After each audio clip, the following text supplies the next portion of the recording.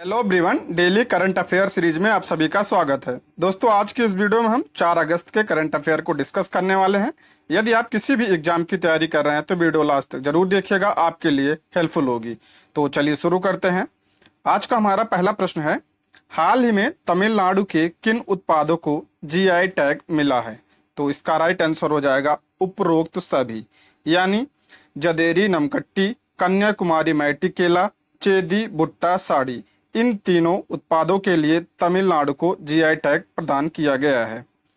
बात करें जदेरी नामकट्टी की, तो यह उच्च सिलिकेट खनिजों से बनी एक प्रकार की मिट्टी है जिसका उपयोग भगवान विष्णु की पूजा के दौरान मूर्तियों, पुरुषों और मंदिर के हाथियों के माथे पर पहने जाने वाले यू आकार के तिलक नमम को लगाने के लिए किया जाता है। आपने देखा होगा कि हाथियों के ऊपर ऐसा सफेद कलर का तिलक लगा होता है, वह किससे लगाया जाता है? तो जदेरी नाम कट्टी से।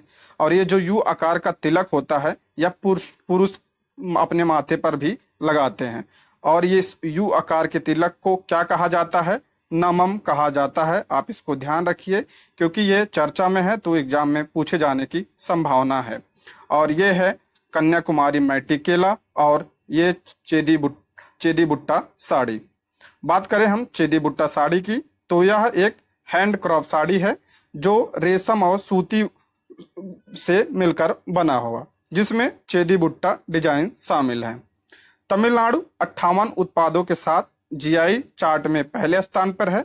उसके बाद 50 से अधिक उत्पादों के साथ उत्तर प्रदेश दूसरे स्थान पर और 48 उत्पादों के साथ कर्नाटक तीसरे स्थान पर है। पहले स्थान पे कौन है? तमिलनाडु। दूसरे स्थान पे कौन है? यूपी, लगभग 52-53 जीआई टैग मिले हैं इसको। और तीसरे स्थान पे कौन है? कर्नाटक। आप इसको ध्यान रखिए, ठीक है। अब इन तीनों के अलावा कुछ अन्य उत्पादों को भी जीआई टैग मिला है, उसके बारे में भी हम देख लेते हैं। जैसे आगरा के चमड़े के जूते को जीआई टैग प्रदान किया गया है, ठीक है। और जेलसर शिल्प धातु उत्तर प्रदेश को, गोवा मन कुराड आम या गोवा राजकुंभ प्राप्त हुआ है। गोवा बेम्बिका गोवा को, यह गोवा की एक प्रसिद्ध मिठाई है, ठीक है। ये है वो मिठाई, या गोवा की बहुत फेमस मिठाई है, इसको यह प्रदान किया गया है। उदयपुर कोप्तगारी धातु शिल्प राजस्थान को, बीकानेर कसीदाकारी शिल्प राजस्थान को, जोधपुर बंधेज शिल्प पोशाक सामग्री ये भी राजस्थान को, बीकानेर पुस्तकला शिल्प राजस्थान को। 4 उत्पादों के लिए राजस्थान को प्रदान किया गया है और 2 उत्पादों के लिए गोवा को। जो पुस्तकला किसे कहा जाता है? आपने देखा होगा, अक्सर एग्जाम में यह पूछा जाता है। पुस्तकला यह हाथ ऊंटों पर किया जाता है, यह कला ऊंटे पर डिजाइन किया जाता है। आपने ये चित्र में देख सकते हैं, ऊंटे पर जो डिजाइन किया जाता है उसे उस्ता कला कहा जाता है, ठीक है। कश्मीर का मुक्स बुत्ती चावल और जम्मू कश्मीर की रजौरी चिकर लकड़ी शिल्प के लिए जम्मू कश्मीर को यह जीआई टैग प्रदान किया गया है। बात करते हैं हम जीआई टैग की, तो इसका कार्यालय कहाँ है? तो चेन्नई तमिलनाडु में इसका कार्यालय है। और जीआई टैग कितने वर्षों के लिए दिया जाता है? तो 10 वर्षों के लिए दिया जाता है। जीआई टैग का अधिनियम कब आया था? 1999 में, और प्रभावी कब हुआ था? 2003 में। और पहला जीआई टैग किसे मिला था? दार्जिलिंग की चाय को 2004 में, ठीक है। आप इसको ध्यान रखिएगा, ये अक्सर एग्जाम में पूछा जाता है, ठीक है। नेक्स्ट है, किस देश में 16 मेगावाट क्षमता वाली दुनिया की सबसे बड़ी पवन टरबाइन को सक्रिय किया गया है? तो इसका राइट आंसर हो जाएगा ऑप्शन बी, चीन में 16 मेगावाट क्षमता वाली दुनिया की सबसे बड़ी पवन टरबाइन को सक्रिय किया है। चीन सफलतापूर्वक 16 मेगावाट की क्षमता के साथ दुनिया की सबसे बड़ी पवन टरबाइन की शुरुआत की। और यह कहाँ पे स्थित है? फुजियान प्रांत में, चीन के फुजियान प्रांत में। ध्यान रखिए, दुनिया की सबसे बड़ी पवन टरबाइन है, यानी हवा के माध्यम से बिजली उत्पन्न की जाएगी। इस तरह की एक टरबाइन 3 सदस्यों के 36,000 घरों की वार्षिक ऊर्जा आवश्यकताओं को पूरा करने के लिए पर्याप्त बिजली पैदा कर सकती है। यानी ये जो टरबाइन है, इससे 3 सदस्य का परिवार हो तो उसके लगभग 36,000 परिवारों को साल भर में जो बिजली की जरूरत पड़ती है या उसको पूरा कर सकती है, ठीक है। बात हो रही है चीन की, तो चीन की राजधानी क्या है? तो चीन की राजधानी बीजिंग है। और राष्ट्रपति कौन है? Xi Jinping. अब मुद्रा क्या है? रेमनबी। आप इसको भी ध्यान रखिएगा। नेक्स्ट है, एडीआर की रिपोर्ट के अनुसार किस राज्य में सबसे अधिक अरबपति विधायक हैं? तो इसका राइट आंसर हो जाएगा ऑप्शन बी, कर्नाटक में सबसे अधिक अरबपति विधायक हैं। एडीआर का फुल फॉर्म क्या है? एसोसिएशन फॉर डेमोक्रेटिक रिफॉर्म ने भारत के विभिन्न राजनीतिक दलों के विधायकों की संपत्ति का विश्लेषण किया है। भारत में एक विधायक की औसत संपत्ति कितनी है? 13.63 करोड़ रुपए। और कर्नाटक के 223 विधायकों की औसत संपत्ति कितनी है? 64.39 करोड़ रुपए है। और त्रिपुरा और पश्चिम बंगाल इसमें सबसे, जो वहां के विधायक हैं उनकी संपत्ति सबसे कम है। कितनी है? त्रिपुरा के 59 विधायकों की औसत संपत्ति 1.54 करोड़ रुपए है। इसमें पहले स्थान पे कौन है? तो कर्नाटक में, उसके बाद आंध्र प्रदेश है। ठीक है, और सबसे कम तो त्रिपुरा और पश्चिम बंगाल के विधायकों की संपत्ति है।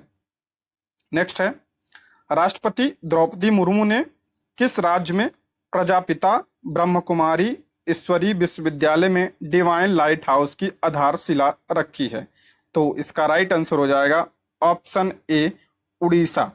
राष्ट्रपति द्रौपदी मुर्मू ने उड़ीसा राज्य के प्रजापति ब्रह्मकुमारी ईश्वरी विश्वविद्यालय में डिवाइन लाइट हाउस की आधारशिला रखी है।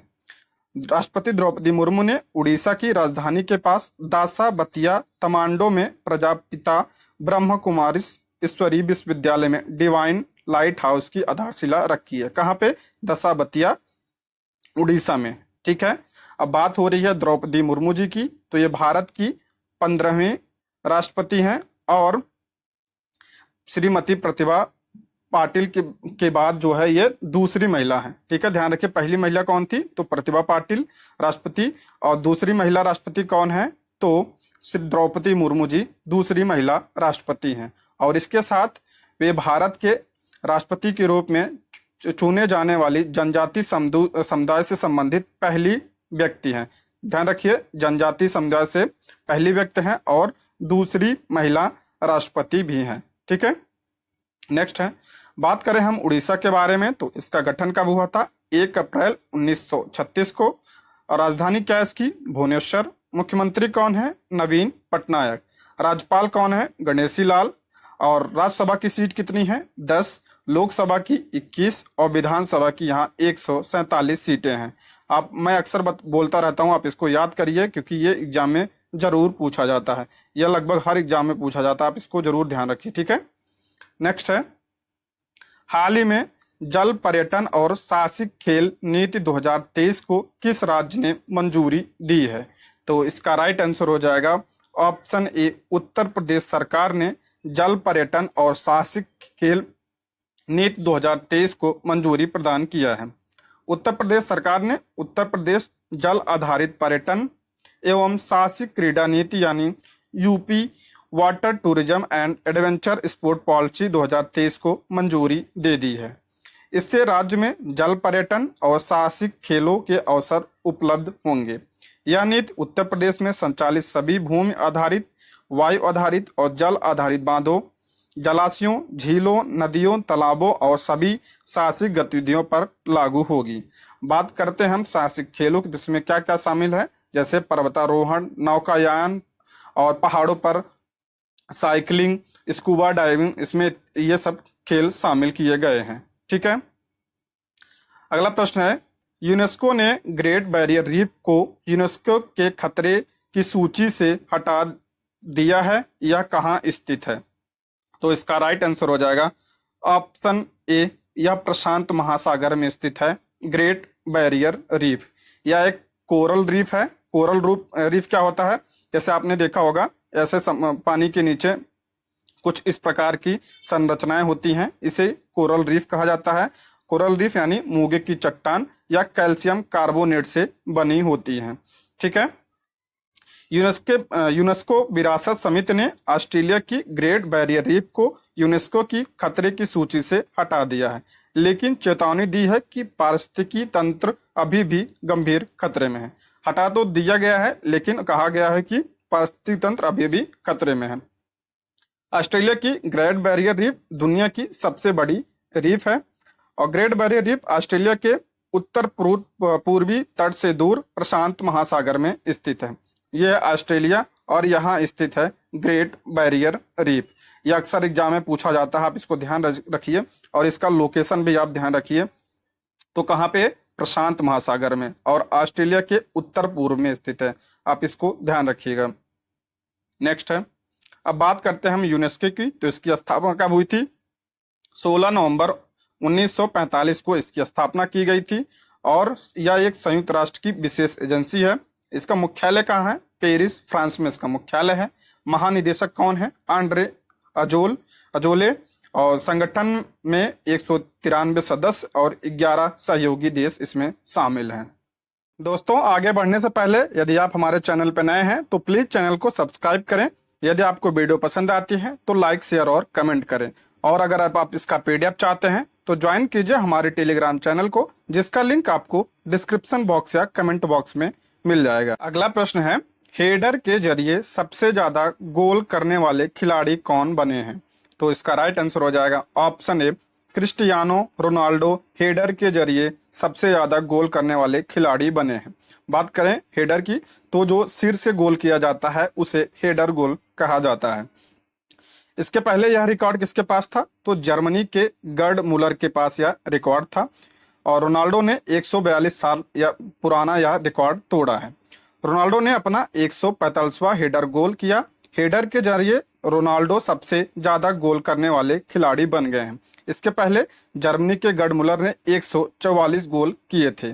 ठीक है, यह रोनाल्डो के करियर का 839वां गोल था। बात करें क्रिस्टियानो रोनाल्डो को तो ये किस देश के फुटबॉल खिलाड़ी हैं? तो अर्जेंटीना के ये खिलाड़ी हैं। नेक्स्ट है, डोगसुरी तूफान कहाँ आया? तो इसका राइट आंसर हो जाएगा चीन में डोगसुरी तूफान आया है। डोगसुरी तूफान उष्णकटिबंधीय चक्रवाती पश्चिमी प्रशांत महासागर में विकसित हुआ है। इसकी गति 54 किलोमीटर प्रति घंटा और से 231 किलोमीटर प्रति घंटा बताई गई है। कहाँ पे आया है? पश्चिमी प्रशांत महासागर में और इससे चीन सर्वाधिक प्रभावित हुआ है। और यह कैसा चक्रवात है? तो उष्णकटिबंधीय चक्रवात है और इससे दक्षिण चीन में भारी बारिश और तूफान के कारण लगभग 10 लाख से अधिक लोग प्रभावित हुए हैं। बात करें हम कुछ और तूफान और चक्रवातों के संबंधित करंट अफेयर की तो संयुक्त राष्ट्र महासभा ने किस दिन को रेत और धूल तूफान का मुकाबला के अंतरराष्ट्रीय दिवस के रूप में घोषित किया है? तो इसका राइट आंसर हो जाएगा 12 जुलाई को। आप इसको ध्यान रखिए क्योंकि यह पहली बार किया गया है तो एग्जाम में पूछे जाने की इसकी संभावना है। और चक्रवाती तूफान बिपरजॉय नाम किस देश में ने रखा था? तो बांग्लादेश ने। और यह आया कहाँ था? तो यह अरब सागर में आया था और भारत इससे सर्वाधिक प्रभावित हुआ था। चक्रवात फ्रेडी से कौन सा देश प्रभावित हुआ था? तो मलावी। और चक्रवात ग्रेबियल कहाँ आया था? न्यूजीलैंड में। और बम चक्रवात कहाँ आया था? तो अमेरिका में। और चक्रवात इल्सा कहाँ आया था? तो ऑस्ट्रेलिया में यह चक्रवात आया था। आप इसको भी ध्यान रखिएगा। नेक्स्ट है, माइक्रोसॉफ्ट इंडिया और दक्षिण एशिया के नए कॉरपोरेट वाइस प्रेसिडेंट के रूप में किसे नियुक्त किया गया है? तो इसका राइट आंसर हो जाएगा ऑप्शन ए, पुनीत चंद्रोक को माइक्रोसॉफ्ट इंडिया और दक्षिण एशिया के नए कॉरपोरेट वाइस प्रेसिडेंट के रूप में नियुक्त किया गया है। माइक्रोसॉफ्ट ने पुनीत चंद्रोक को भारत और दक्षिण एशिया के कॉरपोरेट वाइस प्रेसिडेंट के रूप में नियुक्त करने की घोषणा की है।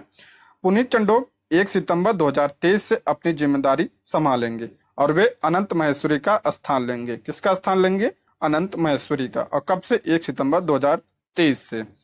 बात करते हैं हम माइक्रोसॉफ्ट की तो इसकी स्थापना कब हुई थी? 1975 में इसकी स्थापना की हुई थी। किसके द्वारा की गई थी? बिल गेट्स और पॉल एलन द्वारा इसकी स्थापना की गई थी। और इसका मुख्यालय कहाँ है? रेडमंड, वाशिंगटन संयुक्त राज्य में इसका मुख्यालय है। और माइक्रोसॉफ्ट के चेयरमैन कौन है और सीईओ कौन है? सत्य नडेला। और माइक्रोसॉफ्ट ने अपनी भारतीय कार्यालय की स्थापना कब की थी? 1990 में। नेक्स्ट है, भारत का पहला स्वदेशी रूप से विकसित एमआरआई स्कैनर कहाँ लॉन्च किया गया है? तो इसका राइट आंसर हो जाएगा ऑप्शन बी, नई दिल्ली में भारत का पहला स्वदेशी रूप से विकसित एमआरआई स्कैनर लॉन्च किया गया है। केंद्रीय विज्ञान और प्रौद्योगिकी राज्य मंत्री डॉक्टर जितेंद्र सिंह ने नई दिल्ली में भारत का पहला स्वदेशी रूप से विकसित हुई field next generation magnetic resonance imaging scanner शुरू किया है। किसने? डॉक्टर जितेंद्र सिंह ने इसका उद्घाटन किया है और यह भारत का पहला स्वदेशी रूप से विकसित किया गया स्कैनर है। एमआरआई का फुल फॉर्म क्या होता है? मैग्नेटिक रेजोनेंस इमेजिंग इसका फुल फॉर्म होता है। और इसका काम क्या होता है? यह शरीर के आंतरिक अंगों की जांच करने के लिए इसका प्रयोग किया जाता है। और इसका निर्माण किसके द्वारा किया गया है? Voxel grids innovation private limited ने राष्ट्रीय बायोफार्मा मिशन के तहत यह स्कैनर विकसित किया है। किसके द्वारा? Voxel grid innovation private limited द्वारा इसका निर्माण किया गया है। नेक्स्ट है, किस राज्य में भारत का पहला हाइड्रोजन ईंधन उद्योग स्थापित किया जाएगा? तो इसका राइट आंसर हो जाएगा ऑप्शन ए, झारखंड राज्य में भारत का पहला हाइड्रोजन ईंधन उद्योग स्थापित किया जाएगा। आप इसको ध्यान रखिए क्योंकि पहला है तो ये बहुत ही इंपॉर्टेंट है। झारखंड के मुख्यमंत्री हेमंत सोरेन ने जमशेदपुर में देश के पहले हाइड्रोजन ईंधन से संबंधित उद्योग की स्थापना को मंजूरी प्रदान की है। झारखंड के मुख्यमंत्री कौन है? हेमंत सोरेन। हाइड्रोजन ईंधन से जुड़े उत्पादों में hydrogen internal combustion engine, fuel agnostic engine, advance chemistry battery, H2 fuel cell, H2 fuel delivery system का उत्पादन किया जाएगा। और यहाँ होने वाले इंजन का इस्तेमाल अभी ट्रकों में होगा। ठीक है, बात करें हम हाइड्रोजन ईंधन की, तो हाइड्रोजन ईंधन एक ऐसा ईंधन है जो सस्ता और हल्का भी होता है। और 1 किलो हाइड्रोजन ईंधन जो होता है वो करीब 4.5 लीटर डीजल के बराबर होता है। और इससे पर्यावरण के प्रदूषित होने का खतरा कम होता है और यह पूरी तरह स्वच्छ ईंधन होता है। ये रहे आज के प्रश्न। Thank you for watching.